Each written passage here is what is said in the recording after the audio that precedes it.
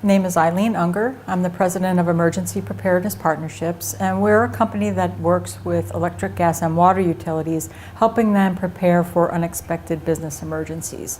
So every company needs to be prepared for an emergency, and depending on the type of industry you're in some cases it's pretty minor. If you're in a gift basket business and you can't get brownies that go in the basket, it's okay, you can substitute with something else. But when you provide a lifeline service, if you provide electricity to somebody, you provide water or some other utility type of infrastructure, people could die if they don't have your service. So in the middle of a summer in a heat wave, if it's 100 degrees and the power's not on and you don't have a generator, things could happen, bad things. It's funny people ask about the male-dominated field, and honestly it's not something I think about. I don't ponder that. I've always been involved in male-dominated industries. In college, I was one of 2 or 3 women in my civil engineering class, and then I worked in construction for a number of years, nuclear power plant construction, mostly men there. And so it's not something I really even think about.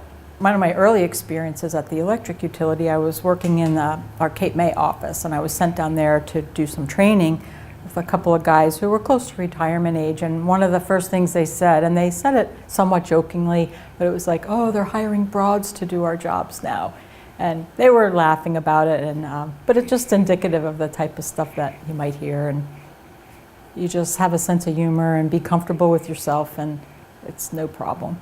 I'm a person who likes to learn, so I'm always trying to learn new things, but one of my top skills was being a lifelong learner type person. But one of the exercises had to do with sending out a little questionnaire to a team of people that you trust and ask for your top 3 qualities. And a lot of people talked about, they felt like I'm an honest person, a direct person, and that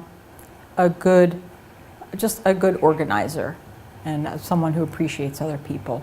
I think the important thing is, again, be comfortable with yourself, be passionate about what you're hoping to do, and then stick with it, because many of us in our own businesses, we've been through down times. We've been through the startup phase where in the beginning you have 1 client and then maybe you have 2 clients, and you have to be able to persist through that, and you have to feel like what you're doing is making a difference. You have to believe in what you're doing, and you have to just persist through any of those times when maybe there's not as much work as you would like, or you come across some obstacles.